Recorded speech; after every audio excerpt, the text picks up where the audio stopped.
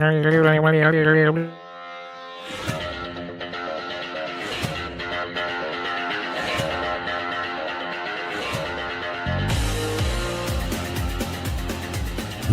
to the Bleeding Burgundy podcast, a Washington Commanders podcast for fans, by fans.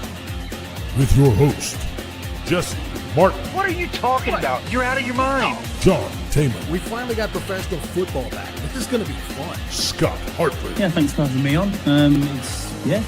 Max Taylor. As long as you got Jaden Daniels, you got a chance to win. Spanning the eras of Washington football. Honoring the past. Commanding the future. And now, the world's worst podcast host, John Taman. Hey, everybody, this is John Taman. And for a second there, I forgot who I was talking to. I'm talking to everybody. This is a podcast. It's on that there YouTube thing, and it goes out worldwide. And I know we've got listeners from around the world, around the globe. And among all of the podcasts that they could potentially be listening to, they chose us. And for that, I will do my utmost to not be the worst podcast host in the world, unless that's why you're listening, to find out what the world's worst podcast hosts sound like. And if you are, well, it sounds like this. Anyway, over there's my good friend from southeastern Virginia. Let me go ahead and find his play-in music, since I feel like I've got things going on right there. There's our good friend Jessy Martin from southeastern Virginia. How are you doing, everyone? Hey now. I'm glad to see you left the posse outside today. They were kind of intimidating. I was rather nervous when you came walking in with all those big, ugly-looking guys. Yeah, they're back in the green room. Thank God. Tell them to have some kiwi fruit. That there. Anyway, how you doing this week? We got people. Yeah, no, thank God it's freaking Friday. The week is over with. Now this week is going to try to stay dry because we got a nice Easter coming through, and watch some football on both Saturday and Sunday. Nor'easter. Now, it's kind of early in the season for a nor'easter, but oh well. We're going to get one anyway. And it looks like, really, it looks like it's aiming at your house and my house. If this was, in 3 months and 30 degrees cooler, we'd be talking about getting buried with snow. Jesse'd be on start already. Please don't start that. We just don't even want to bring that bad juju over here. Last winter, you get feet of it if this was December or January. Absolutely. We can't. So anyway, we're going to play a good game now. We're going to play a fun Irish drinking game called Can Tony Hear Us? Down here on the bottom right-hand corner. Tony, can you hear us? I can hear you. Can you see us? Take a shot. Hear you, everything. All right. All right, everybody, take a shot. I had a panic before. We're going to have some cool, refreshing Diet Pepsi. By the We way, have we're some not issues. getting paid. Pay us. Cool. Or I should say, Tony had some issues. I had some issues. Yeah, we've only had the internet in Ireland for 3 years, so it's still kind of. Yes, it was interesting. We're trying to help talk you through it, and you said, when we said, "Are you using Chrome?" You said that that puts you out of your comfort zone. He said, I use Gmail, so I think so. I don't know. If anything goes wrong at work, I just send an email to IT and say, I don't know what the fuck. Me too, man. Can you fix it, please? He sends an email. He writes on the screen, "Why won't this thing go?" Yeah. No, but when you say something like that to me, what it sounds like to me is that you have a problem with like putting your shoes on the right feet. That's kind of how that translates to me. There used to be an Irish comedian that wore Wellington boots with L and R. Yeah. On either side, and then he would deliberately put them on the wrong feet just to confuse everybody else. So. All right. But I can see you and hear you, so that's good. And I'm glad you're doing your finest Guy Ritchie impersonation tonight, John. Man, I'll tell you what, I've been wearing these hats. Shoot, Max, how old are you? You've known me that long. You've been wearing them for long. Yeah, how old am I, Dad? You tell me. Wearing them twice as long as he's been alive, I'm sure. I've been a hat guy for a long time, and I'm not going to brook any bullshit about my hats. That's all there is to it. He's not brooking no bullshit. No brooking bullshit here. Speaking of people that know about my hats, there's Max down there in the bottom left-hand side. He's the one with the bright lights and the yellow all around him. That's good. He's the first one of us that actually takes this seriously enough to light himself up properly. Well, I have a light right there, and There it's you just go. a sconce on the wall. I didn't even have to place it there. The makeup's cooking. It's working great. Oh, by the way, I noticed down here in the settings here, it's got this thing. Let's see how this works. It says visual effects. Enhance skin appearance. Now, okay. Oh, yeah. Oh, boy. My blotchy ass head. All right, let's see how this works. All right, we're going to put the AI in here. I don't know if you can see it doing it live. All right, I've got it turned all the way up. I'm going to push OK. Is that, let's see. It got you out of focus for a second. Got me way out of focus. Oh, see, man, my head's still blotchy as all get out. Look at that. I can't tell the difference. Nope, I can't either. But I'm going to turn it off because I still got these bags under my eyes. I can see that. Jesse, before long, they're going to be picking up some luggage. So, No. We all still look incredible. I know, and I managed to do that no matter how old I get. And it's, I think, in probably a good enough reason is because of these hats that I wear. They look great. They make my face look fantastic because nobody looks at my face. They look at my hat. And they say, he looks like he's in a Guy Ritchie movie. So, yeah. Max is blessed to have great genes, John. Well, you know, he wears whatever he buys. I think he wears chinos more than anything else. pretty much. Yeah. You know, genetically, you know, he got what he got, and that's that. It's a hodgepodge, you know. He got what he was given. You do whatever you can. All right. So anyway, we got a football game coming up on Monday. You know, it feels kind of odd. You know, I don't like when we play on Monday Night Football because I still have lots of PTSD, and it's not got anything to stay up late. That's why. Well, no, I watched I watched the whole game last night. I always watch the games now. I used to not stay up late, watch the games when I was younger. And I'm not talking like younger. I'm talking about like in my 40s, 20 years ago. I'd go to bed and it pissed me off because I'd get up and I'd find the game's like 7-3 and I'd get up and it's 37-33. Like, what the fuck happened in the second half? They all came awake. So now I'm staying up watching them, and I found that most of these games end.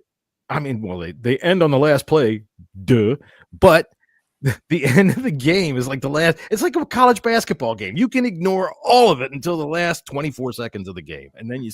Well, because in basketball, the last 24 seconds takes an hour. Well, yeah, but you know what I'm saying. Football games have been ending on the final play a lot. That's true.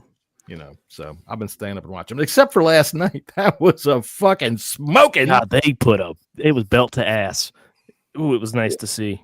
Yeah, I didn't watch it last night. I went to bed and I got up to go to the bathroom at like 4 a.m. Mm-hmm. Just check my phone, and so that was right when the game ended. Just kind of rubbed my eyes about 4 times. I was like, I think that says that Giants won 34-17. Make sure you're not accidentally pitching in the pantry. You're not still asleep. Wouldn't be the first time. Well, you know, the whiskey's brewed over there. Hey, look, man, I'll tell you what. I loved watching the Eagles fall last night. I just have a hard time with it being to the Giants. I just can't stand them. I hate them. I don't care. You know, and honestly, Jackson Dart didn't look too bad. Cam Scatterboo. I saw a thing today that he's going to get CTE every time he runs the ball. Dude, I put it up last night that he's going to have CTE by freaking Thanksgiving. I put it up in the second quarter because he just looks for things to run his head into. But both those guys will be dead by mid-season. I don't know, man. He looks like a fullback from the old mold, like Riggins and Allstott, that kind of guy. He's beastly. He can be a problem. They beat the shit out of the Eagles last night. Yeah, I mean, Jalen Carter didn't play. Why? He had a heel injury or something like that. A heel injury. It popped up on Wednesday. I think Philly just had a really, really bad game. Yeah, I mean, they haven't been great all year, to be honest with you. But listen, when Philly won the Super Bowl 3 years ago, same thing happened. There was all these questions in the beginning of the season, and they wound up turning it around. Same thing last year. They were 2-2, and there was questions about whether Sirianni was going to make it to the bye without getting fired. He was arguing with fans at Cleveland coming off the game, and they won the Super Bowl. I don't put too much stock in this loss from Philly. I think the Giants just right place, right time. Thursday night games are kind of funky anyways. Yeah, but they're coming off of it. They're coming off of a home loss, and they were on the road, but they're in New York. That offense hasn't looked right all year. And you're right. It is only week 6. We said we were saying the same things. Yeah, but Jesse, this is a running back that just went for 2,000 yards that hasn't hit 400 yet. No, he started off really hot in the football game too, man. And He he's had 2 also, carries he's right also after injured. 30 yards. What's that? He's got a knee issue, hasn't he, at the moment that they're trying to keep fairly quiet. Who, Saquon? Yeah. I mean, he's had enough of them. You never know. One of them just might be sore. But look, I don't care what it says about where the Eagles are. Where they are is 2 losses, and I like that.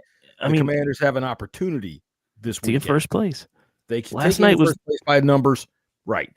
But it sets up.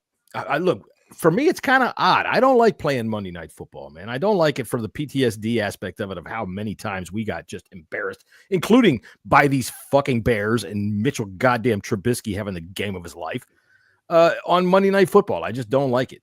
We've been better. I think that we'll be all right in this game. It's just that I think there's aspects of it that make me nervous.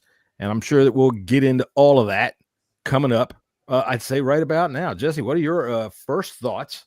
Let's get the thing up here. Where are we? Where are they going to? Fast first thoughts on the football game this Monday against the Chicago Bears. Jesse, go. We're going to be in for... All right. Tony, go ahead. Fast first thought. Well, our defense isn't good, but theirs is terrible. All right. Max, fast first thought. Just run the ball. That's mine too. Bill all day. And then give it to Rodriguez at the goal line for touchdown. Rodriguez might not even play. Yeah, I know he's hurt.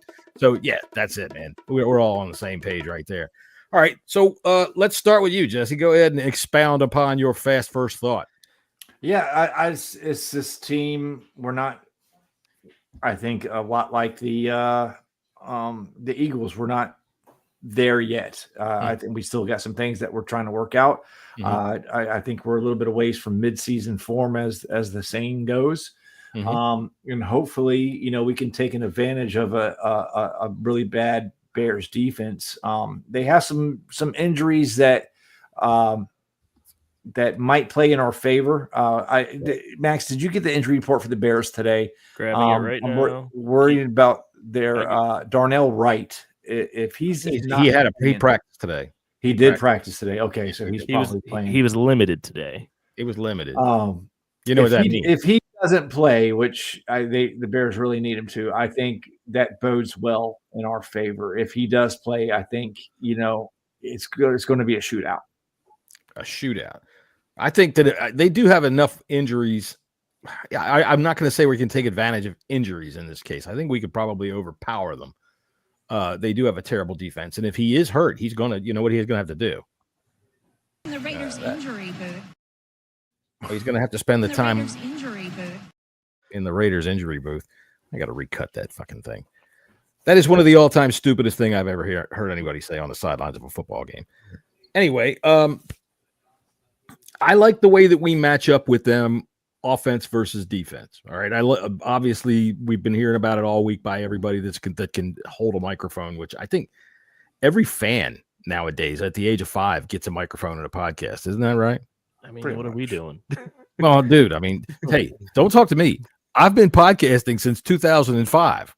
And this podcast has got in on the beginning of the monster. Everybody has a podcast there.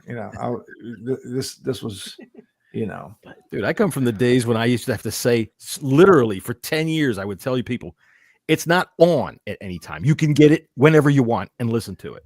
All right. It comes out on Friday, but you can listen to it whenever you fucking want. Forever. Well, you got a show? What is it? How does it work? What station is it? But that was for a long time. Nobody knew what the fuck a podcast was. Anyway, Bears fans they're cocky. I like the way that we can run the football. Like I said, the way everybody's been talking about how they've got such a shitty run defense, and we've got the number 1 run offense in the NFL. So, but they got a good pass defense, and they got a good passing game, and we got a shitty pass defense. We do. I mean, unless we can get to them up front, but now we're all over the place, which is fine. This is a free-form discussion. But and feel free to jump in whenever you want there, guys down on the bottom. We're just running with it. Yeah, I think to your point, Go ahead. the Taman boys, that got to run. Their defense is 31st in the league, 164.5 yards per game. I think they give like 6.5 6.8 yards a carry. Yeah, ridiculous 6.8 yards per a carry. carry. The Bills yards per carry is like 6.6 per carry, which I saw some wild stat that said that of running backs that have had over 40 carries, the two guys in history who've averaged over 6.6 are Bill and Bo Jackson. I'm not putting him in that category yet. No, neither am I. It was a good stat. They can make a stat. You know what? Before their 23rd birthday. Yeah. They can say all kinds of shit. Yeah, on the third day of the witching hour. Right. So Max, obviously, run the ball, right? Run the goddamn ball. That was your thought. So it always is. That's how you win football games, is by running the ball. Mm-hmm. But are we overhyping this Bears offense a little bit? They have weapons. That's the thing. They do. They have weapons. Real quick, in your head, what's your benchmark for a good quarterback game?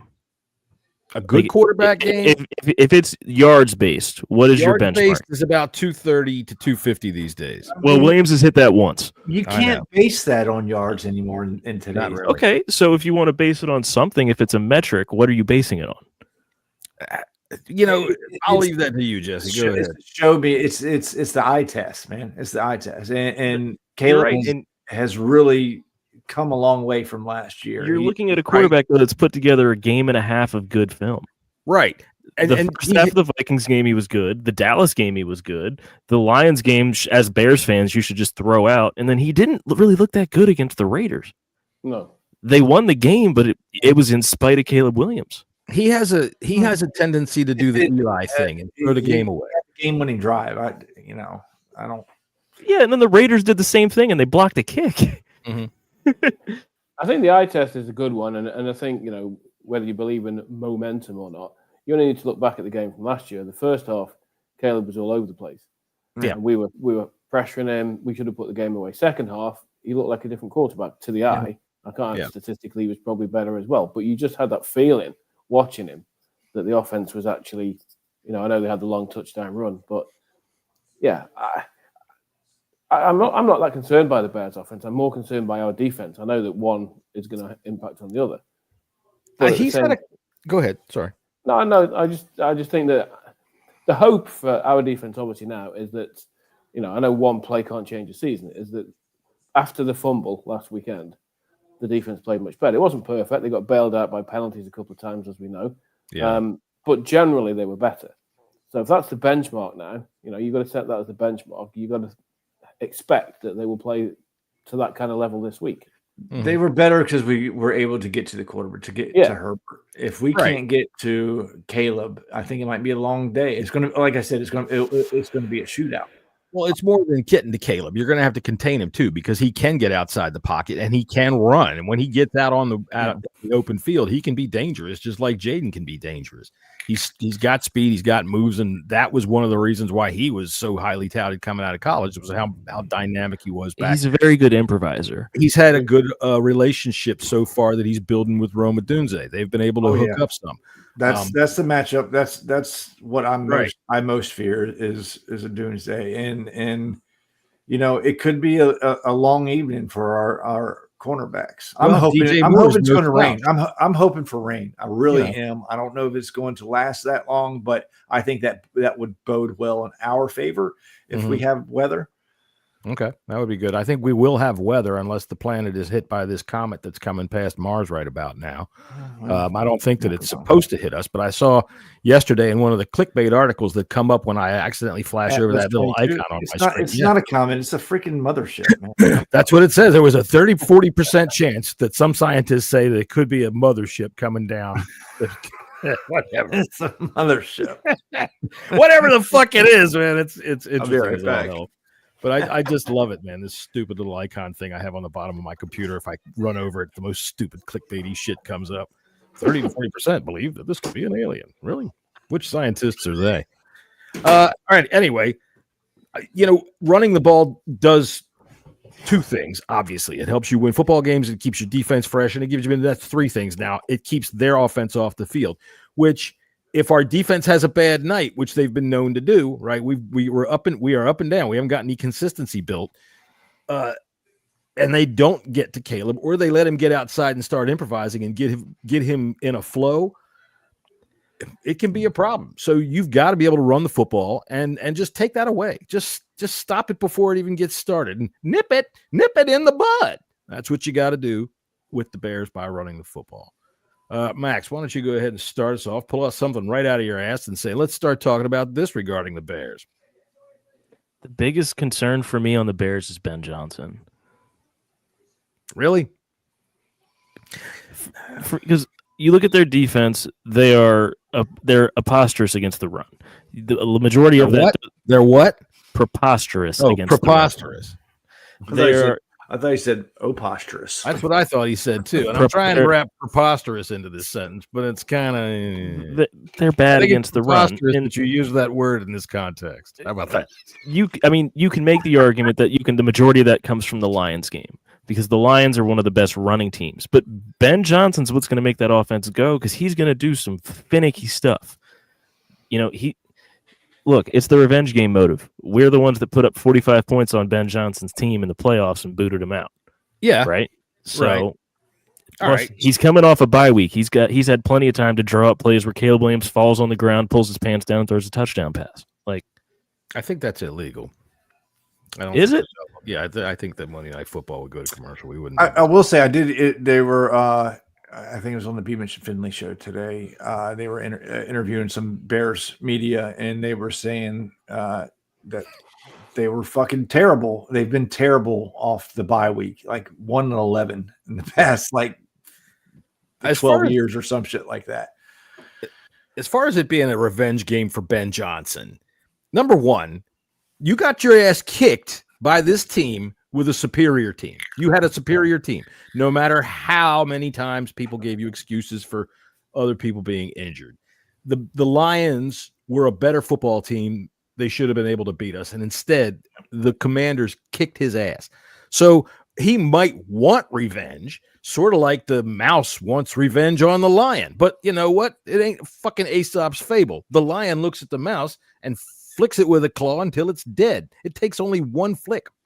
Right? So whether he wants revenge and whether he can get it is a wholly different thing. I don't think that Caleb Williams is Jared Goff. And I think that the offense that we saw him run that worked so well was Jared Goff and Jahmyr Gibbs and David Montgomery and Amon-Ra St. Brown. And I don't see those guys in Chicago. I don't see their comparisons in Chicago. I like Roma Dunze. That's my point, though, is the offense isn't what Johnson likes to had in Detroit. No. I mean, the flea flicker they ran against Dallas, that ball floated in the air. Williams caught the ball to throw it. It was like he looked like Jamison Crowder on that punt return when he threw it back. How bad is Dallas's defense? They couldn't find him to cover him at that point in time. Dude, I tell you what, we see something like that. Let's just Kinlaw, stick your hand up. I think it'll knock that thing right out of the sky. Go ahead, Tony. You look like you got something to say. Yeah, I think that it's pretty likely that Johnson, having had the bye, will have concocted something, that's something that we won't have seen before, something that's going to test the eye, something that's going to make the defense communicate, something to try and smoke and mirrors. Which the defense has shown so far this season. They're not particularly well connected, and certainly on the back end. So he's going to try and put something in there that's going to test that, and whether the defense is up to that in terms of having the discipline to stay as a unit and to make the correct calls and the correct reads. That's the key, because if they don't, Johnson's offense can pull you around all over the field and make you look rather silly. Well, now, okay, I'm going to throw this over to you, Jesse, because I'm sure you probably listen to the same thing. I listened to Sheehan this week with Suter's breakdown. All right. Regardless of how it looked last week, he kept saying that Lattimore had a bad game, didn't have a good game, that Amos didn't have a good game, that the problems that they were having were all over the field, and that they missed touchdowns thanks to the pass rush and thanks to Herbert flat out just not seeing them, mostly thanks to the pass rush. So this is what I mean by yeah, we hit need it. to have a pass rush. And Yeah. even though this was Lattimore's best game, it still Mhm. wasn't good enough. You know, it really it wasn't. It wasn't Amos. Amos wasn't good enough. They were Sanders making still- mistakes. Yeah. and I think Sanders still's been playing the worst out of all of them, to be honest with you. I know Lattimore gets a lot of hate, just because of what we gave up, but Sanders still's been awful all So year. Luther Burden, the third breakout game, you're thinking? It could be, but look, I think you're going to see more Zacchaeus than Luther Burden. Zacchaeus has been the Bears or Caleb Williams' third down go-to guy this year. He's was great in camp.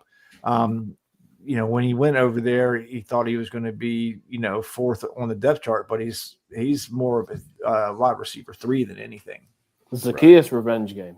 Yeah. I don't know. I hate we did. I wish we kept Zacchaeus, to be honest with you. When you look at our wide receiver depth, yeah, you sure do. Speaking of which, all right, so this is for anybody that's out there paying attention to this. This is free form, so we just keep going this way in whatever it goes, and that made me think of Terry McLaurin. And right now, it looks like he's not going to play, but Monday night gives you an extra day. Any chance you think? He hasn't practiced. No. Yeah, he hasn't practiced, but wasn't the report yesterday that he was doing? He was doing light work. He was jogging on the side field. He ran up and down a hill. How you doing, buddy? Yeah. I don't think he's going to play, but I think he was running. I read somewhere. I think it's promising that he could come back in week 7, but I don't think Monday is going to be the time he comes back. Yeah. I'm frustrated with the McLaurin thing, and I think there's an injury's an injury. Yeah. Yes. Injury is an injury, but I have a nagging feeling. And this was being talked about on the radio today, and everybody's jumping down on this theory, but I think it might have some weight to it. I think if this was last year, Terry would be playing. But I still think Terry's a little butthurt about his contract situation. What? Oh, come on. He could be waiting till he's 100%. Well, okay. You know, maybe, but I don't think it's got anything to do with him being freaking. Could be. No. But wouldn't it be the same as with Jaden that he would have to be medically cleared to play? I mean, medically cleared. Say he's not medically cleared. I mean, medically cleared in the NFL is a totally. I mean, you saw Brian Dable going over there trying to medically clear Jackson Dart last night, right? Okay, so if we're saying that he has been medically cleared to play, then there's a story behind the scenes that we don't know about. I mean, there's nobody saying he's medically cleared or not medically cleared. Though. No, I'm not saying because they keep, and I appreciate this. Scott, if you're watching, and Scott, I know you guys are upset. In the division. Sorry to break it off, but we got Belante in the chat over there talking nice. sense. Nice. Yeah, appreciate everybody in the chat being here. Okay. They're upset about how this team handles injuries with the media. I'm not. Shut up. Lord. Shut up about it. We don't fucking need to know. We do. It's none of our fucking business. Not even aside from the us being rude by not knowing. Man, Bill Belichick, as soon as a guy went, ow, I fucking clipped my fingernail a little too short. He was questionable for the rest of the season. For the rest of his career. Brady was questionable for 15 years. What's that? Yeah. Brady tore his knee, was questionable the rest of his career because of a knee injury. Find out on Friday. I love how he does this. He doesn't tell him anything unless he has to. Yeah, I mean, all I was saying was different situation with Jaden, but obviously Jaden wanted to play the 2 weeks that he was off, but he wasn't medically cleared to do so. So, but with Terry, if the medics are saying he's cleared to play and he's not playing, that's a whole other issue. Well, we're not seeing Terry chomping at the bit to play like we did. Well, it depends on what it was that happened. That thing could be pretty painful. It could be. It's like I said, it's a theory. Look, thinking like the last injury like this that reminds me of it was when Curtis Samuel was in his first year here, and he turns out he had that sports hernia, and he played 2 games his first year, but he had that groin injury all year. He had a ball hanging out. Whatever. That's painful. I mean, honestly, are we missing Terry McLaurin? No. So far, No, I mean we it's hard to say in the Falcons game. You know, we scored 27 points. We should have had a good chance of winning that football game. But you know, it's like I said. Somebody asked that last week on social media about during the game. Did you think about Terry McLaurin? And no, last week during the game against the Chargers, I didn't think drop that touchdown pass. I sure did. Well, yeah, I think it's crazy. Yes, get on the bus as far as I'm concerned. I think it's crazy to say that we're not missing Terry McLaurin. Absolutely crazy.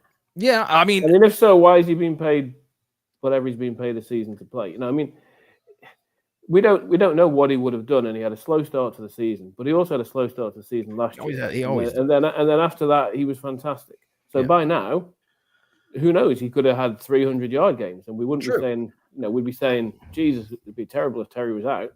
And now, just because he hasn't played and we've won a couple of games, everybody's saying, "Oh, we don't miss Terry." I think you give Terry the extra.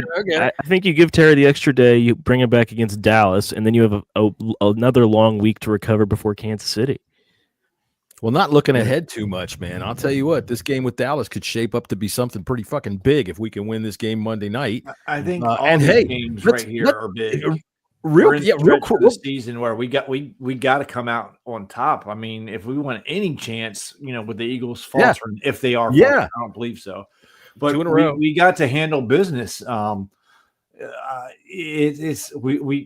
got to come out of this game with a win. If we fall back, who knows what the fucking Giants do? And let me say, Jackson Dart, fucking stop with the clown paint. I mean, Jesus Christ, you look fucking foolish. Foolish. Got it. So I told I got my new mortal enemy, and that's Jackson Dart. He's just so stupid in that fucking paint. More than Scatterbo. Dude, Scatterbo I like. I can't help it. He's a giant. I'll hate him. But it's like Jeremy Shockey and Mark Bavaro. I hated those sons of bitches too, but they were fucking good, right? Scatterbo reminds me of fucking Mike Allstott, John Riggins style fullback. Strong as hell, looks for things to hit. He's going to be a 3-year running back. See him in the second quarter, man. He came around Jackson Dart and just fucking looked for somebody, and he said, "Fuck you." And I mean, bam! He ran over Zach Bond, but Jackson Dart, when he launched himself to make helmet. I know he's going to get fined this week. Yeah, the quarterback's fined for using his helmet this week. He throws a flying head in. So it sets up a pretty big game with the Cowboys next week if we can come out on top of the Bears. I'm feeling fairly confident that we can do so because I haven't seen the Bears, like you said, Jesse. I haven't seen them put together a full game yet. Look, this was said about the Falcons too. Let's. You're right. But the Falcons. We're coming off an embarrassing loss. These guys are coming off a weekend of They're on a 2 weeks. They're on a 2-win streak. To their credit, they've won 2 in a row. Right. Now, who'd they beat? They beat the Raiders, Dallas, and they beat the Raiders. All right. So there's 2 defenses that suck. And I mean, okay, so our secondary sucks, but if we can get if we can get home with some pressure, man, that I think will bode well for us because I think that if you can get to Caleb, he'll give you the game. He'll give you the ball. He just will. His internal clock isn't great at times. He still has that propensity to be a bit headless chicken, which is why the defensive line has got to be disciplined and it's pass rushing, and you can't give him the lanes, all the usual stuff. You got to keep him there, make him hold on to the ball too long, or make him make a decision he doesn't want to make. It's like when he was in high school. It's what he did too. He was just able to throw the ball a million miles. He's right here from DC. Yeah. Whenever you go, if you've ever been to a high school football game where a guy is good enough to make even Division I football, you know it instantly. Mm-hmm. He's so head and shoulders above everybody. And so, the fact that he could throw the ball and be good enough, I mean, he is good enough. It's a matter of whether or not I think he's got the mental toughness during a football game because I've seen him get knocked right on out of it. He'll throw you the game. That's what I said. He's got a lot of Eli in him. That's with the Eberflus, though. I think Speaking of Eberflus, I've always Vikings, didn't he? I've always liked Caleb. I think he's a good quarterback. He's very talented. Sure, extremely talented. Absolutely, sure. Yeah. But whether he's talented enough to run that offense that he wants to run there, whether or not Mr. I don't want to hang around with a bunch of basketball people. has been able to tailor what he does to what they can do. I'm not sure yet. All right, we've supposedly got a very good defense against the run. DeAndre Swift, does he make you worry? What's the other guy's name? Monongawai or something? Monongai's on the injury report, but I think he's probably okay. And then it's play. Roshan Johnson's the third back, isn't he? I think. Roshan Johnson. Isn't that who fumbled it? No, it was their defensive tackle that fumbled at the goal line last year. Yeah, it's a big difference. Swift hasn't had a good year. Johnson scored on us last year. Both him and Swift did. Swift had a big run last year, didn't he? Yeah. I mean, if you listen to Robert Mays on The Athletic, who's the biggest Bears fan in the world, he cannot more than Adam Rank. He's Robert Mays. I've got time for Adam Rank is. There you go. That's the best way to put it. That's nice. Robert Mays has got zero time for DeAndre Swift. He said, when the Bears get a running back, they'll be dangerous. Really? Yeah, I mean, see, I like DeAndre Swift, but he's not the kind of back that really scares me so much. He's not the kind of guy that I think is lightning that can score from anywhere on the field. But he's definitely a guy that if they want to lean on him to try to keep Caleb, we got to be able to shut him down. Make them try to throw it. Make them have to throw it. And then, you have to stop that. Let's see. Scottie Hartley stopping in. Hello, gents. Nice to see you all tonight. Going through well. I thought I'd pop in on a break. Scott is, of course, at work tonight. I do believe he's running the ice cream truck, driving through the town, ringing the bell. He's looking for King Charles. I thought it was a kebab shop. He's running the kebab shop. He's working for Ali. There you go. Let's see. Who's that good looking bloke in my seat? I don't know. Who is it? Oh, I think it's Tony. I tell you what, I think Tony comes on this show because everybody rubs his dick. He only plays. All right. Well, maybe not Max. But Tony's face is turning redder than his shirt right now. I know, that's always fun. He's Irish, though. That stuff happens just out of the blue. It just happens. They just turn red. All right. The electricals are about the right height.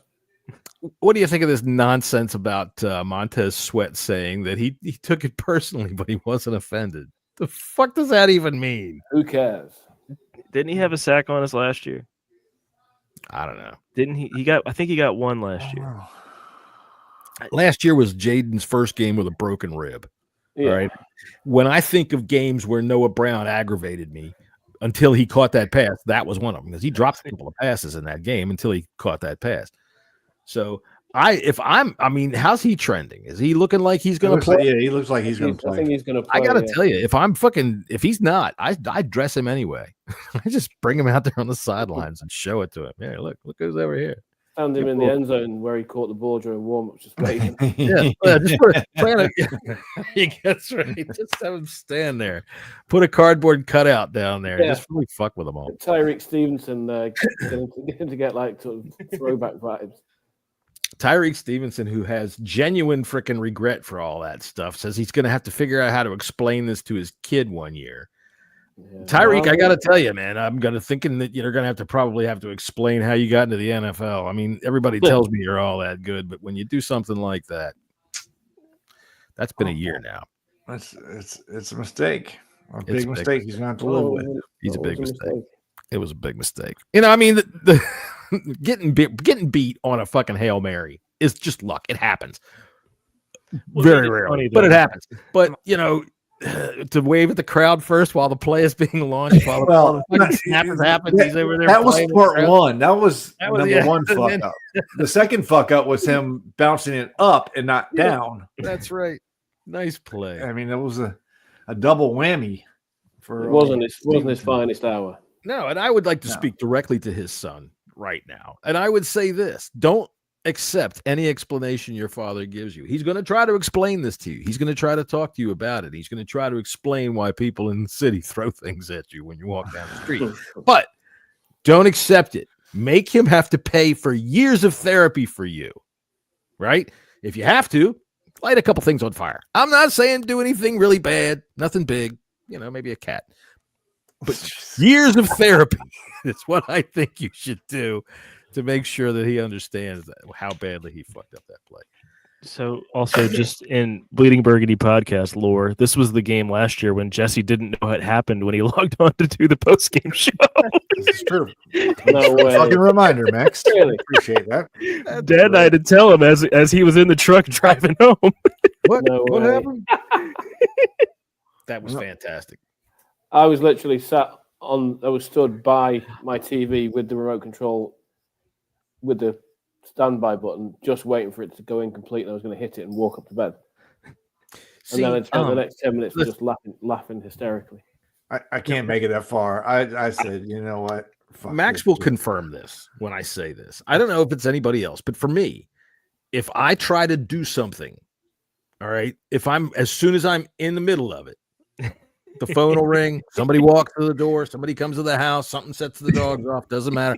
I could have a turd this far out of just sitting there getting ready. Oh, I'm opening my comic book. And ding dong comes the doorbell, right? Or something like that. Okay.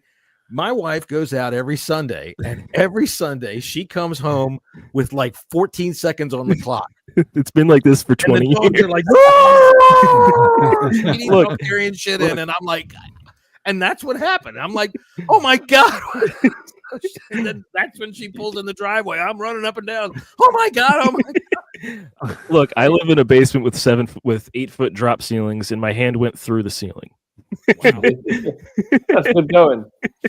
So, yeah, man. All right. So anyway, that I like the fact that when they talked to Dan Quinn about that, and when they talked to Jaden Daniels about that, both of them said that that's absolutely last year. It doesn't make a damn bit of difference, and I completely agree with that. I loved hearing how Jaden actually felt like he was offended by that, and I think that more than anything, for us, it's a happy memory. For Bears fans, we're talking about that very expensive therapy that I was just mentioning. My God, this week. I don't know how many of you guys play around on social media, but my God, man, they just crawl out of the woodwork like cockroaches, explaining to you as a Commanders fan how fucked their life is ever since Jaden Daniels dropped that on their fucking head. You know, Well, they didn't win a game. What's the rest that? of the year. they didn't. That's right. They didn't win until week 18. Oh, They've won okay, yeah. 3 times since then. And that's the thing that I would like to really And they're still talking shit. They have made this a rivalry between the fan bases, but it's one-sided. I think it's funny. We're going to call that the elephant.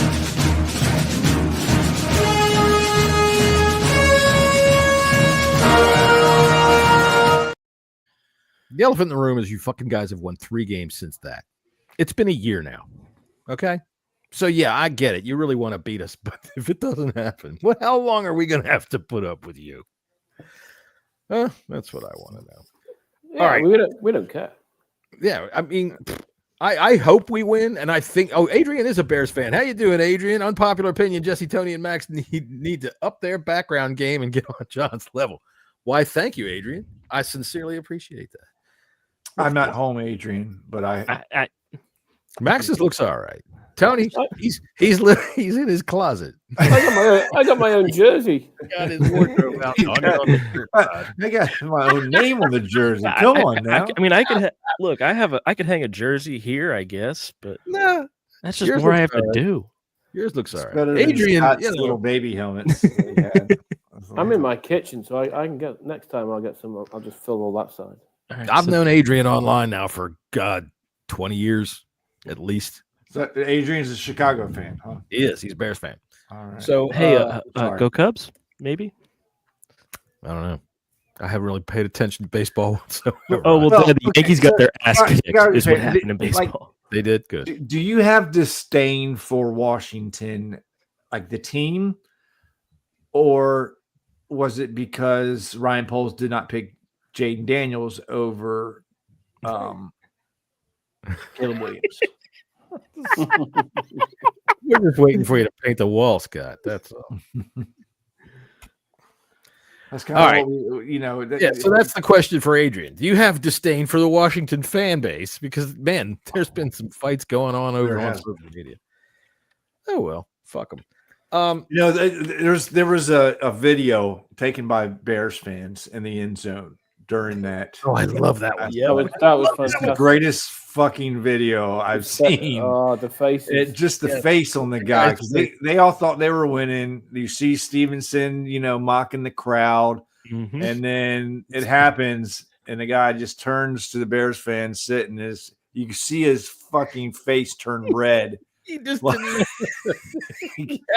He's like, essential loser face was on that man's face. I would upload the video, but I'm like past it.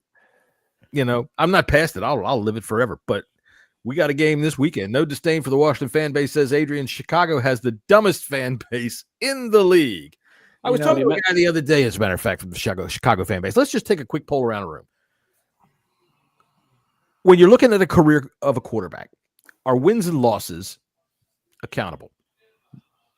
No. To the quarterback. Yeah. I mean, don't sit here and try to overthink it. When they go to the Hall of Fame committees and they talk about quarterbacks, partially, it has to have. It is a team. It has some merit. I mean, obviously, it's a team sport. But when they talk about a quarterback, they talk about their wins and losses. Am I right or wrong? They do, and it should have some merit, but it should not be like the end all be all. Should. I'm not talking about should. I'm talking about actual reality. What happens? They get paid more than anybody. Why? Because they're the most responsible person on the field. Well, if they lose, but they're the most responsible person on the field, are they going to get paid? I mean, what if you average 300 yards per game, but your defense? Okay, just take Joe Burrow for instance. Joe Burrow's been to a Super Bowl. He has. Take Matt Stafford. That's a better example. Okay, Matt Stafford. Stafford's a Super Bowl champ. But Stafford took 14 years or 12 years to become a Super Bowl champ, and it took a trade. Let's take Stafford before he won the Super Bowl. True. All right. Right. Let's just. He's a great, no doubt, really great quarterback, but the defense was so bad and everything else except preventing them from winning a lot. I mean, you go back further than that. You take possibly the greatest throwing quarterback of all time, Dan Marino. Dan Marino, who never won a Super Bowl. But Dan Marino, atrocious defense is no running game for the vast majority of his career. Dan Marino didn't win a Super Bowl, but he won a fuck ton of games, and he retired with every record under the sun. Right. Yeah. So here's the thing: when you look at the Hall of Fame, how many guys are in there that were losers, that were losing record quarterbacks? Not many, if any. I mean, is Namath a losing quarterback? I'm not sure if he is or not. He might be having a losing record, but Namath is in there for bad teams. Right. That's the only reason the thing I'm thinking is just record wise, he might be the only one. He might be. He might be. I mean, Super Bowls. This person was arguing with me, was telling me Super Bowls. They look into that more than anything else. Okay, I get it. They do. They put that into account. But Jim Kelly didn't have any problem getting the Hall of Fame. Let's get Trent Dilfer. Dude fucking choked away he also went to 4 Super Bowls in a row and choked them all away. So, but that's the point. He was also the winningest quarterback of the 90s, right? Yeah. The Bills won more fucking games in the 90s than anybody except maybe the Chiefs were close behind, but the Bills won a fuck ton of games. That's why they're in there. That's why they get paid more than enough. When you got a team that doesn't win, the quarterback, I don't care how good they are, unless somebody like Matthew Stafford, which is an outlier. Typically, the quarterback is not getting paid. He's going to catch the flack for it, right? The old adage has always been the quarterback is praised for the win, and he catches more shit when they lose than anybody else. Is that right? You can't win with a bad quarterback. You can win the Super Bowl with a average quarterback, but it has to be Trent Dilfer, Brad Johnson. You have to have historically world-class defenses. Yeah, you've got to have the Ravens defense of 2000 or the Bucs defense of 2002. Right. Ravens defense of 2000 are arguably the best. You can argue the 85 Bears, but yeah, when you have an average quarterback to win the Super Bowl, the bottom line of the point is that wins and losses, when you look at a career, are attributed to quarterbacks. When you look at a quarterback over his career, they look at their wins and losses. That's why I say Eli Manning, he ain't going in the goddamn Hall of Fame because he's a 500 quarterback. Dude lost just as many games as he won. I'm going to disagree with that.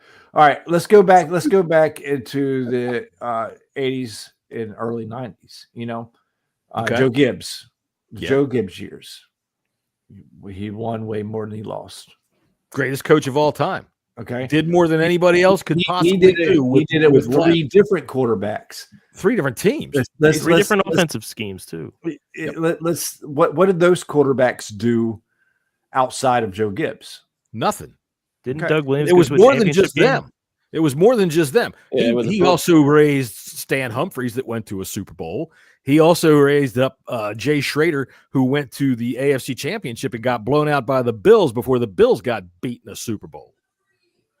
Okay, well, what I'm saying is like the quarterbacks don't. It's not just them. Yeah, Rippon had a great year, and then the year that Doug won it, that was the Schrader. It was a strike year. Yeah, Doug. Yeah, but Doug didn't play that much. Schrader plays well. well. That's what I mean. Schrader plays well. Schrader just had always a bad attitude in the locker room. People didn't like him. Winning is not always about the quarterbacks, though. No, maybe we're talking. That's an esoteric argument. All right. What I'm trying to say is, if you're going to talk to me about how good your quarterback is, as opposed to how good my quarterback is, then maybe you should have more than a handful of wins under your belt. Maybe you should get to say, I don't know, in your second year, try to get to say double-digit wins in your career before you start talking to me about what our quarterback, who has now got how many wins? 15 or 16? 16 wins, yeah. All right. I think that look, I'll use another example. San Francisco 49ers, Brock Purdy. I'm sorry. I don't think he's a good quarterback. Purdy's great for that system. Take Purdy out of San Francisco. He's going to be he's 20 to 30. Jalen Hurts. I'm telling you right now. I said this last week. Okay, Mac Jones was fucking lighting it up in this. It's whatever. Shanahan could take a lump of putty and put it back there, and it'll throw for 200. Shanahan made Brian Hoyer look good. Fucking Mac Jones. All right, well, let's get to our NFL segment of the fucking show here, so that we can talk about these damn things. Let's move ourselves around. Let's see here. How are we going to do this here? Yeah, do that thing. All right. Oh, I don't have any emails today, but you can email us at bleedingburgundypodcast@gmail.com and bleedingburgundy.com. I do have one email. Let me pull this up. I didn't make a graphic for it, but the fat guy did write us today. The fat guy from Des Moines, Iowa says, gentlemen, the fact is the last time the Eagles lost 2 games in a row was who fucking cares? The Eagles lost 2 games in a row. Sincerely, the fat guy. Fact, F-A-C-T, not the fat guy, from Des Moines, Iowa. Thanks for writing us once again, fact guy. It's a pleasure to hear from you, as always. So we're going to go ahead and talk about some football games here. Let's pull these things up here. Let me go ahead over here to where I'm supposed to be and pull them up. I'm lost in my shit like I always am. There they are. All right, Jesse, who you got first? Yeah, we got the Broncos at the Jets. The Broncos in London. In London. Yeah, in London. Is this at Wembley or is this at the? No. Is this Tottenham? Yeah, it's the hot toddy, Tottenham Hotspur. A hot toddy? When's the Wembley? Is the Wembley game next week? Next week, yeah, the Jags and Rams. Gotcha. I'm interested to see how these tickets tickets are going to fare this week. Hopefully they straightened it out. All right, we got the Denver Broncos at the Jets in London. Broncos are favored by 7. Over under is 43.5. Jets are a fucking mess as always. Broncos, Broncos are turning into to be a really tough out as week to week. They just put the Eagles found out. Yeah. I'm not a Bo Nix fan, but this I'm going to pick the Broncos to win, obviously. But if we're talking about -7 might be a little bit much because they're in London and it's just kind of funky out there. You never know with these games. So as far as betting wise goes, I'd stay away from it. But I got the Broncos. Tony, is that funk from the river? You think? It's the fog and the mist and the the London. In the river and all that kind of stuff, everybody dumps their horse shit in the river. Yeah, and the fact that Tottenham is an absolute shithole, but really, another story. Oh, it's North London. It's rank. You wouldn't want to go near it. Okay, it's Andy's house. Fucking Burrows. It's next door to Burrows. Might be. Only kid. I'm going to take the Broncos in this game. I wouldn't touch the 7 points. Things weird happen in England. It's a long trip for them, regardless of what day they got in. It's a different thing. Odd things happen, and the scores typically stay down. What are you looking at? Scottie in the chat. What did Scottie have to say? He said there's still 14,000 tickets left. Nope, next one down. 14,000 tickets left for Wow. damn. Wow. Well, I guess we're finding out that nobody likes to look at the Jets. All right, there you go. The Jets are pathetic. Let's see. Let's see. This is Woody Johnson home. They get embarrassed if somebody getting fired. Yeah, but you're not going to fire Aaron Glenn after 6 games. Yeah. No, you're not. That would be the most Jets move they could possibly do. They brought in Justin Fields. You know what? I don't give a fuck what anybody wanted to try to hype him up about what he would be able to do. Whatever. Best thing for the Jets to do is he's 130 yards a game and 40 yards rushing. Lose out, get yourself a quarterback in the draft. You have to. But Jesse, who would they get? The quarterbacks aren't looking good. Not looking good, is it? You got to get the right coach. Someone's going to emerge. You never know. Someone's got to emerge. Hopefully, we'll see. You would hope so. All right, who we all made a pick on this one. Everybody threw the Broncos. The Broncos. Yeah, Anybody not going with the Broncos need to have their head checked. All right, next up we got Scott, write yours in the chat if you got them because I don't have it pulled up. He sent it to us. I know he did. I don't have it pulled up. We have Cleveland. Oh, he went Broncos. All right, no, I guess not. We got the Seahawks and the Jaguars. The Jags are favored by 1.5 now. Oh, it's 1.5. That was just this afternoon. I put up the 1. Yeah, 1.5. I think this is going to be a good game. Both of these teams are playing really, really, really well. Over under 47.5. I might go with the Jags on this one, guys. Hey, Dad. This one around. Go ahead, Max. What's the number one rule about the Seahawks? That doesn't apply so much anymore. But this is a long trip. Yup, and it's a 1:00 game. Yeah, they could have been there since Thursday, though. Since yesterday. That doesn't apply as much as it used to. They're a good football team, but the Jags they've got 14 turnovers already. Yeah. They take the ball away like it belongs to them. They're not, Sam Darnold could get in there and have himself a fucking cement head Sam Darnold day, and the Jags might just walk away with it. They're the unusual 4-1. I wouldn't, if I would have said to you, if you were somebody that knew football, had watched football, but wasn't aware of the standings and didn't really understand that part of it, and I said to you, this team is 4-1, would you believe me? Probably not. Probably not, because if you were all of those things that fit that criteria I said, you'd be an idiot. I think I'll take the Seahawks. I think the Jags were slightly fortunate to beat the Chiefs, and it was such a fluky play. That could have gone the other way. If that 99-yard pick six had been a touchdown, I think the Chiefs would have won. And so I don't think that's trying to get some later. We know what you're doing, Scott. We know what you're doing. He knows he failed last week to take advantage. He Scottie did not all day. Scottie all day, Hartley. That's right, Scotty. When you get a turnover, babe, you got to put it home. All right, Jacksonville. All right. Who you got next? I got Dallas, Carolina next. That's fine. We go Dallas, Carolina. You're all over the place here. No, I went right down the list on my phone from FanDuel. No, you didn't. Yeah, I did.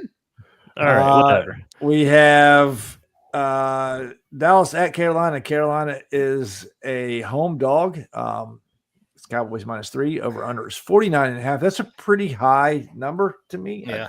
I may go with the under on that one. Yeah, but think of Dallas' defense, dude. Come on. Yeah, but it's the The Rico Panthers. Doodle of revenge game. Is Rico Dowdle is doing any games this week? Ran for 200 yards Stop. last week. Yeah. 200 yards and still didn't win FedEx ground. That's crazy. I know. That is That's crazy. He was all over him last week too, man. I mean, that was the Dolphins, but still. Yeah. Give me the Cowboys, probably laying the points.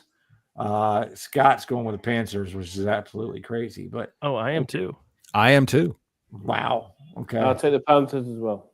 Oh, well, there you go, Jesse. All four of y'all are absolutely crazy. Crazy. Well, now, if that doesn't just sound like America today, everybody's fucking wrong but me. Anyway, look, the reason I think so is because Rico Dowdle is pretty good. Their defense is fucking terrible. And I think he's going to have another big day. Look, and I'm going to call it. You ready for this? The Xavier Leggett breakout game. Here he comes. Xavier Leggett, dog back on dang, boys. Going to get on down there and have himself some raccoon stew in the goddamn end zone. 2 touchdowns for Xavier Leggett. Watch him. Here he comes. He must have just picked him up on his fantasy team. All right. I might. Y'all are all really going the Panthers. I am taking the Panthers on this one. Yeah. I mean, they had the Cowboys are hurt, dude. Yeah. I mean, you're right. Dak Prescott's throwing the shit out of the ball. The Cowboys offense is fucking racking it up. Javonte Williams is rolling. But Rico Doodle. I'm rolling with Rico Doodle. All right, we got the Chargers at Miami. The Chargers are favored by 4.5. Over under is 43.5. Chargers got embarrassed last week after jumping out with a 10-point lead against the Commanders. Wound up giving up 27 unanswered points. Dolphins are they're a mess. Their top target is out, but they did have a resurgence of Darren Waller, who unretired from his rap career. I guess he didn't sell enough CDs. Well, he got a divorce. He had to pay some alimony. Well, he came out, scored 2 touchdowns last week, and then they stopped throwing the ball in the second half. So go figure. Give me the Chargers. Okay. Tony, go ahead. Yeah, give me the Chargers. The Dolphins are terrible. Yeah, they are. Max, go ahead. See, I wrote down Miami when I was doing these earlier, but looking at the line and everything, I have to because again, it's the long trip. It's LA flying all the way to Miami at a 1:00 start. But they're not flying in there tomorrow. They're flying in today or yesterday. It's not the big. Screw it. Give me the Dolphins. I'm behind. I need to do some crazy shit. That's some crazy shit. I will say this is why you're behind, Max.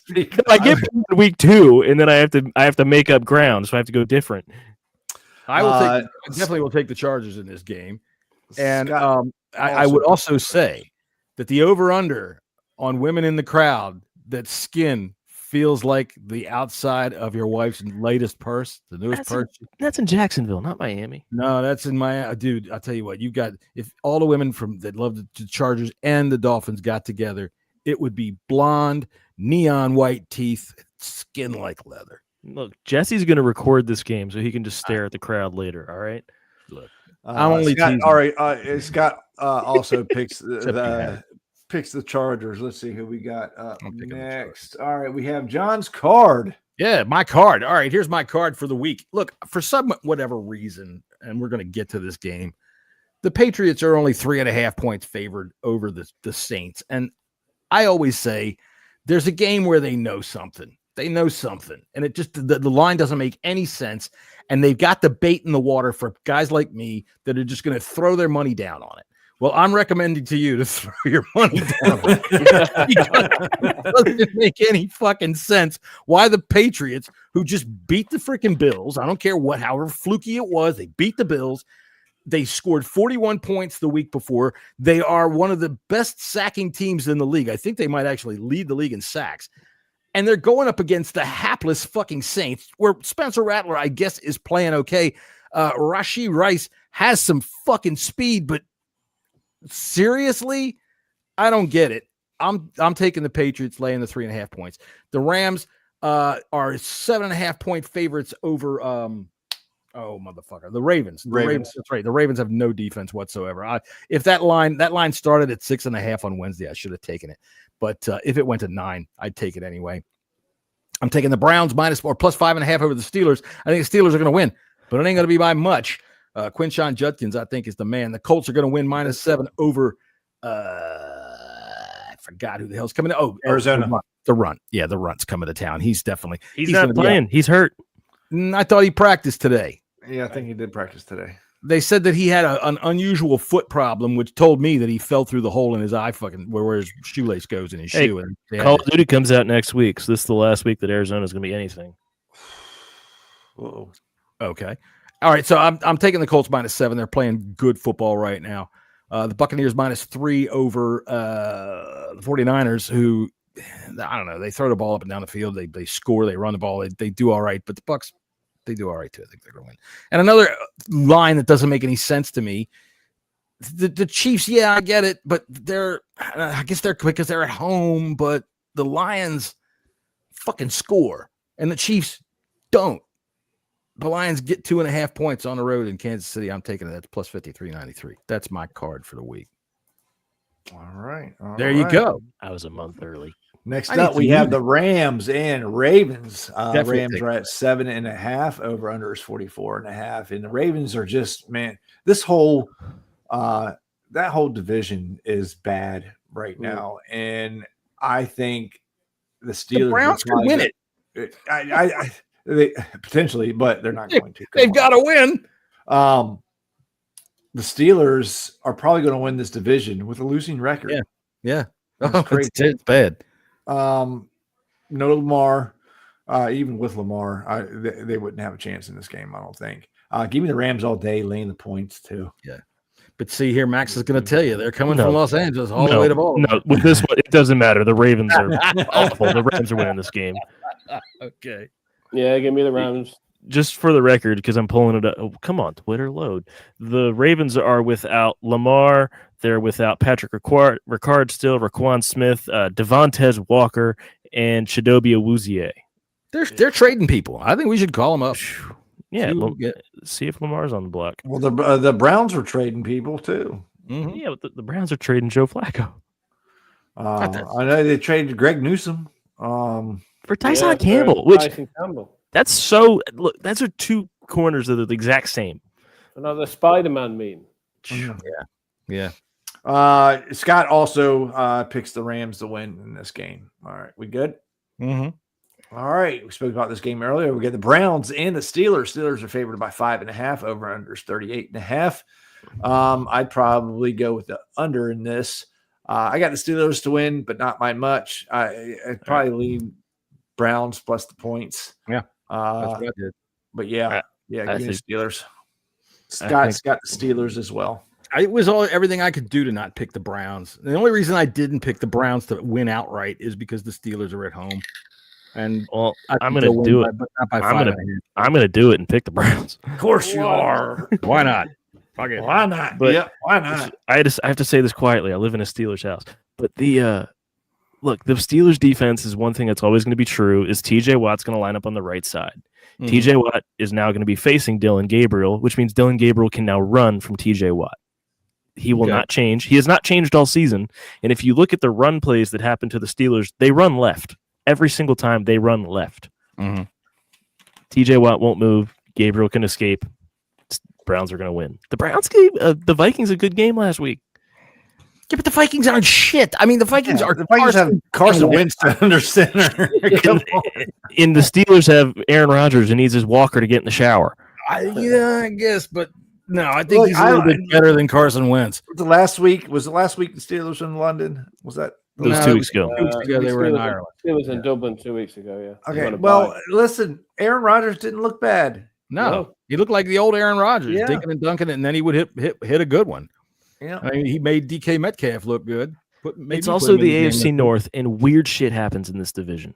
Yeah, but I think I'm going to take the Steelers and the Steelers to cover because I think, unlike what Max said, the Steelers' defense is going to terrorize Dylan Gabriel. Who didn't look like a rookie. To my worst pick of the week. Well, he didn't look like a rookie in his first game, but he looked like a rookie this week. Yeah. If I didn't say it before, Scott also has the Steelers. All right. Next up, we got. Let me go back to that game real quick. All this nonsense, all this nonsense everybody puts up about, they're doing Shedeur Sanders wrong. He ought to ask for a trade. Shut up. Just shut up. He's a rookie in his 5th fucking game. He was a 5th round pick. His coach doesn't think he's ready to take on a role like that. And people try to inject all kinds of other shit. There's all kinds of freaking mysterious bullshit. No. It's a 5th round rookie quarterback, period.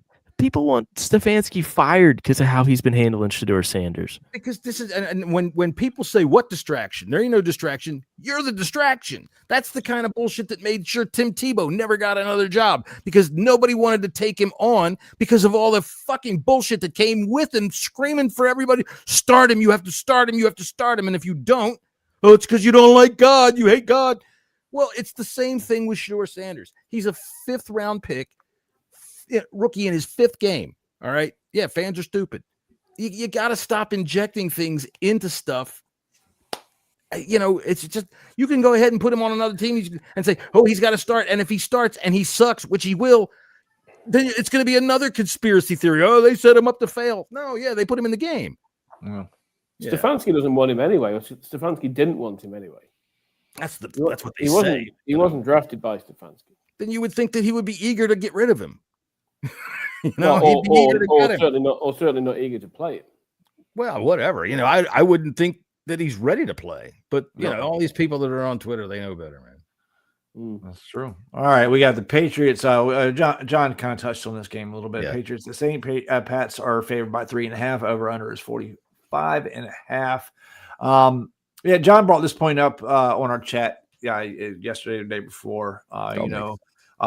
Every week Vegas has a weird line. I think maybe the Lions and Cincy's a little bit more eye scratching. Just Vegas just hasn't bought the Patriots yet. And Rattler's been playing halfway decent with the Saints. So this being a home game, that's kind of probably why this line is a little bit less than one might think. But yeah, give me the Patriots to win.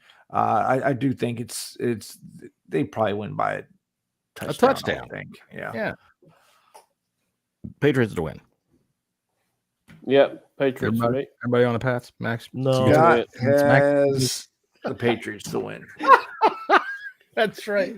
But Max is going with the Saints. He's going to be the first person ever to have a losing record in pick'ems. Is he really going with the Saints? I am.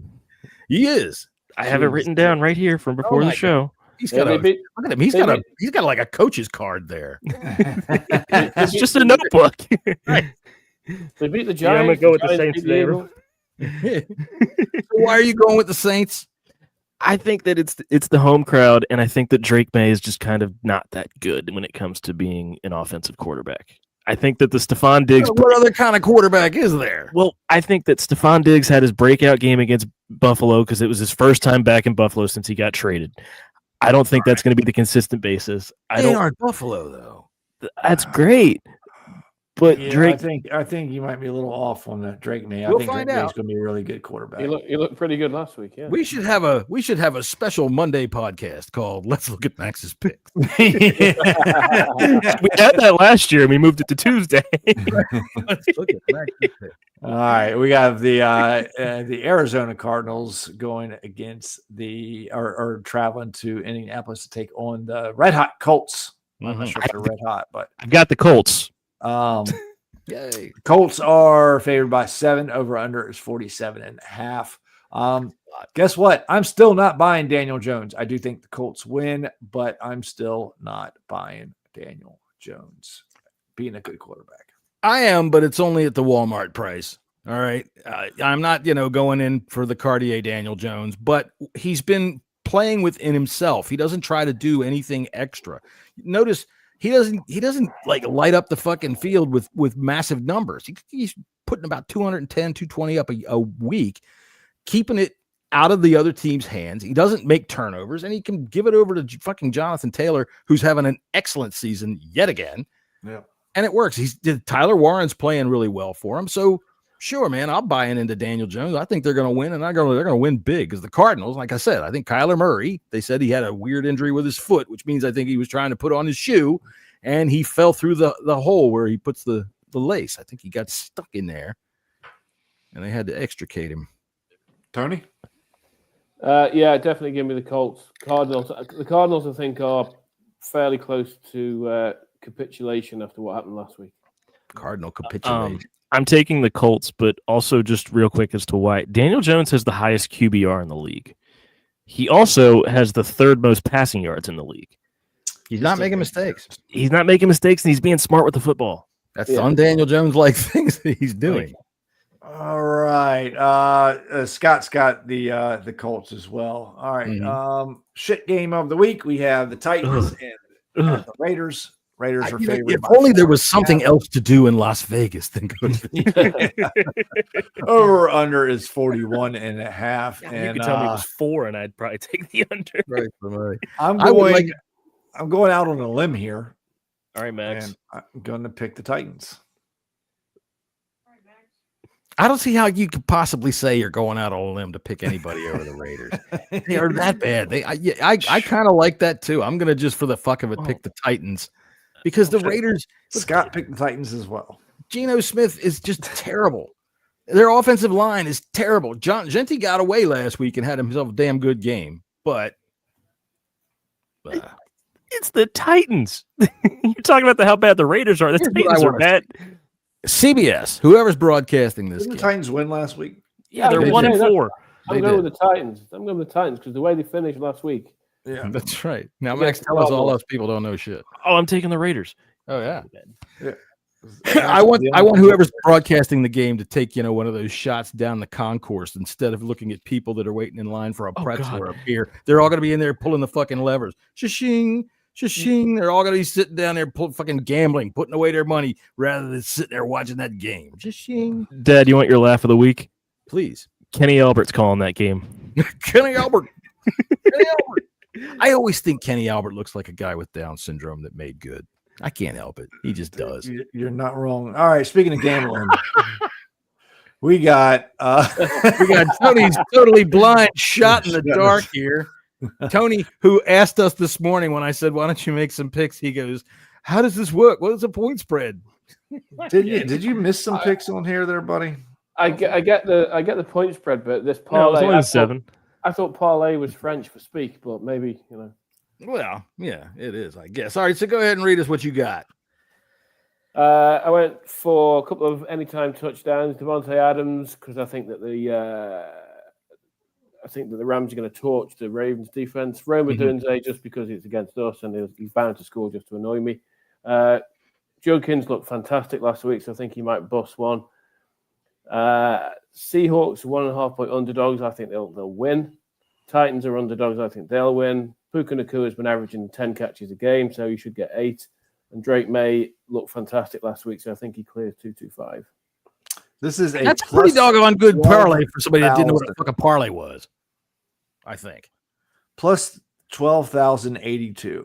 Yeah, I think so if you put $1 on that, you're getting $120. Can somebody put $1 on that for me, and I'll owe him the $1? Remember, Tony. If you follow our advice to gamble, you're an idiot. Yeah, Max, I'll see you in 3 weeks at the stadium. You can give me $120. That's probably what you paid for parking. All right, we got the Bengals and the Packers. We got a new quarterback under center for Cincinnati, and Joe Flacco. Right.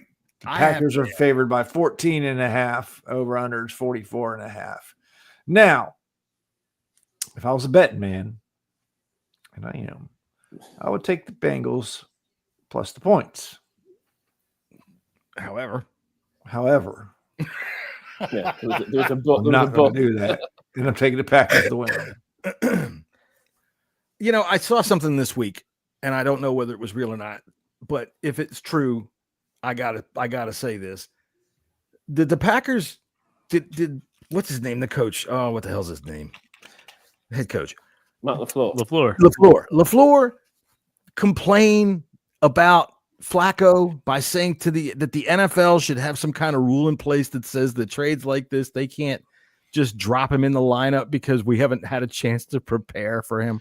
They lost to him. They just played him 2 weeks ago. I know. Was that real though? Yeah. That was real? So, okay. I don't know. That's ridiculous. Well, if it's real. Shut the fuck up. Shut up. Shut up. Sit the fuck down and shut up. Shut up and sit down. You shut up. Just sit your ass down here and shut up. Yeah, if that's true, shut the fuck up, man. Jesus Christ. You can't have that. You got to prepare for Joe Flacco. You're absolutely right, Adrian. Absolutely right. All right, I'm taking the Packers in this game. I'm not taking that spread either because I just don't put that kind of spread on an NFL game. No. Joe Flacco's coming to town. I traded Chase Brown in my money league this week, my big money league. I traded Chase Brown straight up for Terry McLaurin.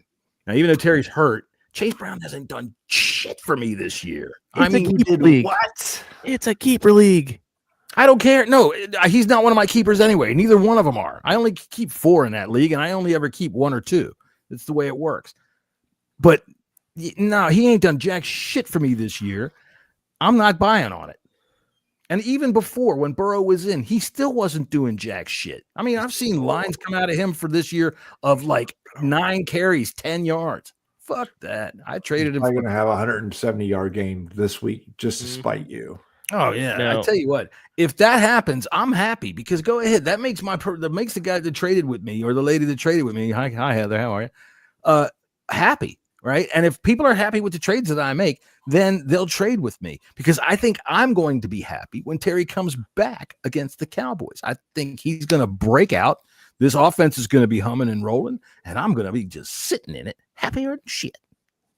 I want you to know that every piece of me wants to pick the Bengals because of the meme of Joe Flacco beating the Packers 2 times in 3 weeks. I got to pick Green Bay. Yeah, you have to. I have to. I want to pick Cincinnati so bad just because I will laugh so hard because I feel like they're going to win.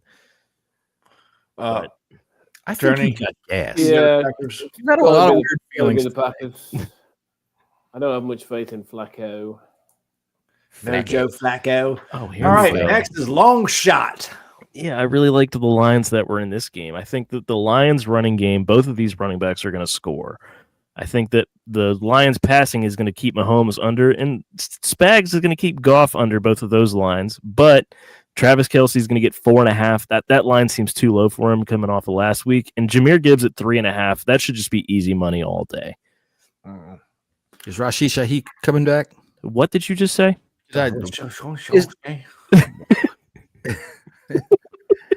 Whichever Rashid they have. That's next week. Next week, Rashid Rice is back. Rashid Rice. That's right. I get him and Rashid Shaheed mixed up. I get to, I just don't have a card for Rashids. I got to get one ready. I just got to have a card. The one in New Orleans is Rashid. Yeah. And the one Shaheed. And the other one's Rashid. Yes. Right. Rice. One of them used to be Cat Stevens. All right. I'm taking the Lions in this game. All right, Lions and the Chiefs. Probably game of the week right here. Chiefs are favored by 2.5. Over under is 52.5. Lions come into Arrowhead Stadium in a big marquee matchup of the week. Big matchup of the week. Give me the Chiefs. There you go. You're taking the Chiefs. Yes. Your man crushed Lions. Yes. I think it's just going to be one of those weeks for the Lions, and Chiefs have been starting to come on a little bit better. They still got a great defense. So Chiefs. All right. So do you buy into this narrative that I've seen kind of running around that Jared Goff can't play on the outdoors? Didn't he go to North Dakota? No, he went to Cal. He went to Cal? Oh, that's right. It was him and I think it's cold cold weather outdoors. Then I might buy that theory. He used to have terrible stats, but I think he improved in the last couple of years. Yeah. KC can have some terrible cold weather, but not in October. Not right now. So they could go pumpkin picking. I think this is going to be a fun game to watch, to be honest with you. I'm looking forward to watching it, and I think it's going to be high scoring. All right. Yeah. I tell you what, I kind of like the Lions big in this game. I think that they could win 52-17. I do. Max? I like the Lions in this game. Okay. He's trying to hit Tony in the head. No, my cat is messing around. That's all. Trying to pet Tony? What you trying to do here? My cat. Scott also has the Lions. Tony, what you got? No, give me the Chiefs. All right, no. Give me the Chiefs. Chiefs at home. They're embarrassed by the way they ended up in Jacksonville last week. This is a family show. No pussy allowed. Really? Okay. All right, let's see. We got. We missed one, I thought. Now we still got 2 left. I thought we had we have 3 left. Oh yeah, San All right, Francisco and Buccaneers. we'll go the 49ers at the Bucks. Yeah. 49ers are Dogs. sorry, the Bucks Godwin's are favorites, 3-point favorites, over under 47.5. Now, wasn't Mayfield on the injury report? He was, but I don't think He's serious. okay. Godwin's out though, which is bad. Godwin, Evans, and Irving are all out this week. Yeah, the Bucs. Kate Otten's going to fucking have a day if they're Yeah. going to do anything. I'm going to 49ers. With all those injuries, that's not a bad pick. I'm going to take the Bucs simply because they're at home, and that's why. The Bucs have been doing the thing this year of all their wins are on the last play of the game. Yeah, well, the 49ers, it's not like they're not beat up too. Yeah, the Niners are banged up. Yeah, I'm not saying that. I think the Bucs are going to win this game. What about Ricky Pearsall? Are they going to play? Pearsall? I think Pearsall's out, but Jennings is in. I think. I picked up Kendrick Bourne this week. I got him sitting in our league. I got him sitting in my flex spot, so I'm hoping. Thank God he didn't sign for us. 10 catches for 142 yards last week. From Mac Jones. Yeah, well, Purdy's out, isn't he? Purdy's out. Purdy is out. Yes. Yeah. Pearsall Right, so and Jennings are both out. Or Oh, I'm right. sorry, Jennings is questionable. Pearsall is out. Yeah. Okay. Give me the Bucks. I'm taking the Niners. Tampa. Yeah, I'm taking Tampa. All right. Scott picked the Bucks as well, I think. Yeah, he picked the Bucks too. All right. My big easy money same game parlay of the week. And I gotta let you know something, guys. I've been on a little bit of a heater. Yeah, good. A little bit. And so I've been cold. I feel really good about this one too. So Josh Allen, I got 20 plus rushing yards, 175 passing yards, and an anytime rushing touchdown. Mm-hmm. Khalil Shakir, I have 30 receiving yards, 3 receptions, and plus a 15-yard reception. Kean Coleman, I have 15 receiving yards. James Cook, 40 rushing yards. Bijan Robinson, an anytime touchdown. Tyler Algier, 15 rushing yards. Michael Penis, 175 passing yards. And Drake London, 40 receiving yards. And John did not put that up. No, I didn't put it down there. Sorry. Let me check my odds. Come on, baby. Come on. I open for it's at 2,000 plus 2,062. Nice parlay. I mean, you do that a lot, man. You put together a lot of these really small things that have to hit, right? I do. You know, but they all have to hit. They do. You know, when I do something like that, I have 1 or 2 that don't hit, and it drives me fucking bad. You know, that happens. Okay, so here's what I do. I do a lot of betting, but it's all for lower money. But you get the higher odds, and I'm looking, and all I need is one to hit to make up plus whatever I'm betting for the week. You know, I hit one last week. Let's see, where was this one? Let me go to my settled. Hold on. Let's see. Oh, I hit a Dallas Goedert anytime touchdown. All right, so I hit this one last week, $2. I won $60. A Keon Coleman anytime touchdown. Josh Allen 175. Drake May 175. Stephon Diggs 25 receiving yards. Khalil Shakir. It was a 14-legger. And for me with the Bills, it's so hard with those wide receivers to try to figure out what they're going to do. It really That's why I always keep the yards low. You know, way low, because Keon Coleman might not fucking show up one night. He might just hang out in the freaking locker room. He might, but it takes one reception. That's all it needs. 15 yards, wham, bam, thank you, ma'am, and you're good.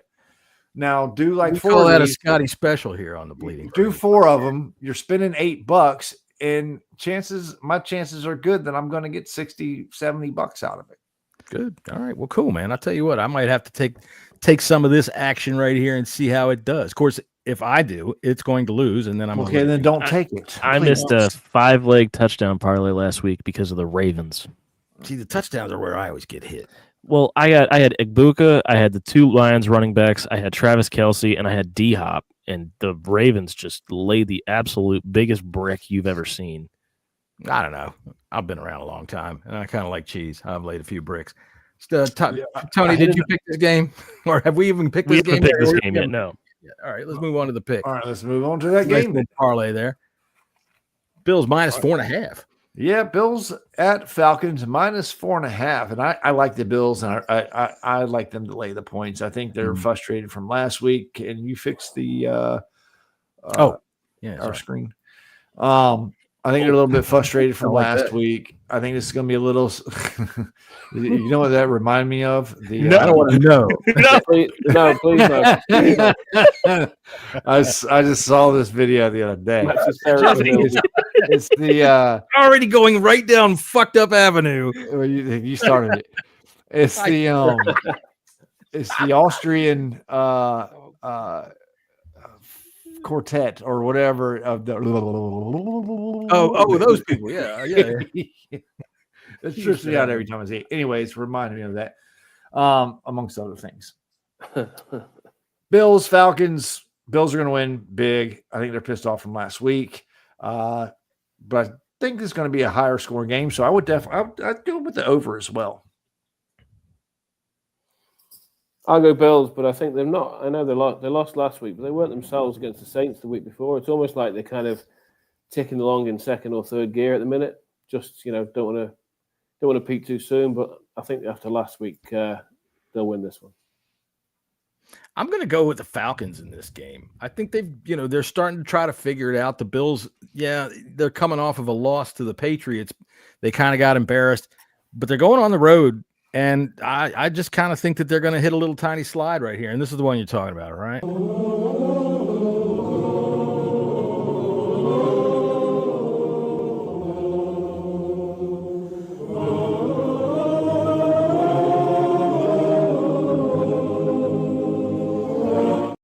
I tell you what. I don't give a fuck how serious you try to look when you're doing that. You are not.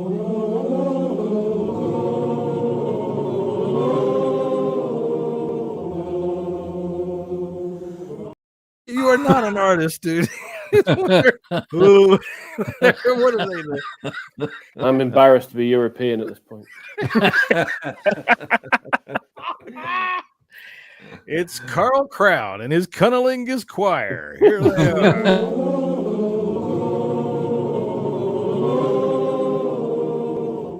Third guy there. he's going at it, boy. They're so serious, too. They are. The Austro-Hungarian Empire was built on that. Historical humor here on the Bleeding Burgundy podcast. Give me the Thinking Bills. Man's podcast. Scott, give me the Bills. Let's just move on. Yes, please. What is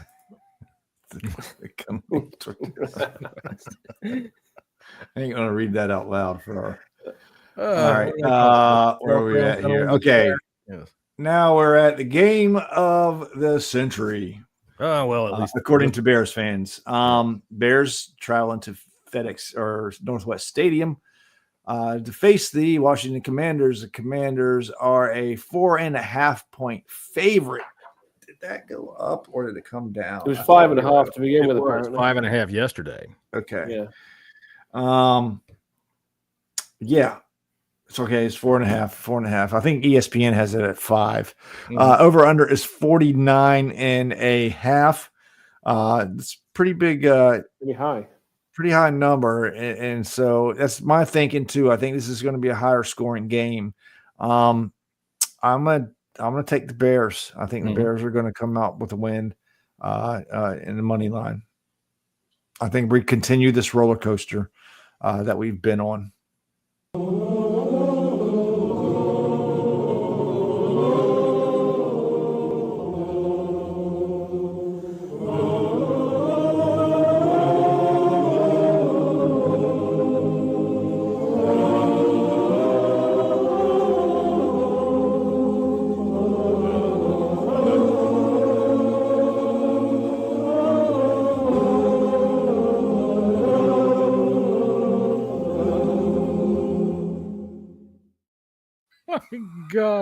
If I ever get to the point where you do an intro for me on this show, That's it. I want it to be that. No. I'm going to have to play with that. There are some things in there I'm going to cut out and slow down. There's a dude in there with the biggest eyebrows I think I've ever seen. In there who's doing it so hard his lips are going all over the fucking place. I'm going to have to slow that down. We're going to have some fun with that. And Jessy, fuck you for taking the goddamn Bears. Well, then, you know what? Defense. That I don't works. trust our defense. That Our works. defense sucks. That works. I mean, you know what? Last week that was the good luck charm. You took the Chargers and everything. We all did.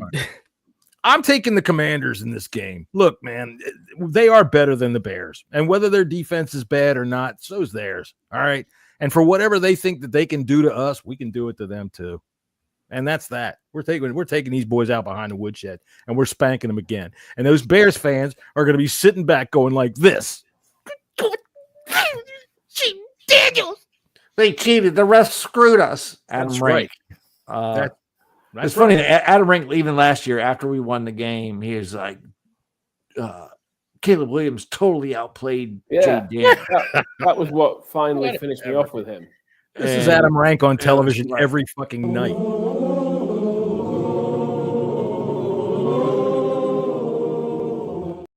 Thank you, Adam Rank. No, I got the Commanders winning. Go ahead, Tony. Give you my fantasy advice. Adam Rank this week says let's start him on St. Brown. That's probably a good idea. Yeah, he's a genius, isn't he? He's a fucking brilliant man. No, I'll take the Commanders. I'm actually going to take the Commanders in a comfortable victory. I think it's going to be comfortably 2 scores. All right, there you go. Well, we're going to pick the score in a minute. Go ahead, Max. I'm also going to take Washington. And can I just jumpstart the score talk? Go ahead. Jump to start the score talk. 34-17. Just like last night, right? 34-17. What do you got, Tony? I will go Commanders 31-20. Jesse, here it comes. Here it comes. 33-30. Bears? No, I'm not telling you. It's hopeless. We'll never make it. Never. We're done for. Yeah, there he is. All right, I'm taking the Commanders 38-20. It's time. They're going to fucking rock it up, man. I mean, look, you know, they've been able to put up points against better teams. They're going to do it again. So that's the way it's going to work. The Bears are going to go home with a loss. Bears fans are going to have to pay for a lot of therapy. We're going to have a lot more fun. And that's just what it's going to do. Now, next Tuesday, we will be back at let me put this on. There we go. All right, next Tuesday, we will be back at 5:30 p.m. right here on this wonderful YouTube channel that you have come to visit us with today. And thank you for everybody in the chat that have come by to stop and talk with us. Thank you, Aiden. Share Nice with to see friends. you guys. Tell your mom. Tell your brother. Tell your sister. Tell That's your right. cousins. Tell them all. Tell every one of them. And if you happen to know the girlfriend of the owner or of the founder of Antifa, tell her too, because then she'll tell all her influential friends. Look. Okay. Tell those Austrian guys.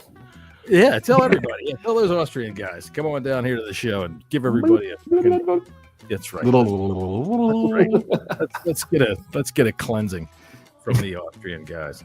All right, so enjoy the football this weekend, everybody. If you're living in the D.C. area, man, watch out where you're going because it's going to rain like hell. If you're not living in the D.C. area, then I don't fucking care. Do whatever you're going to do.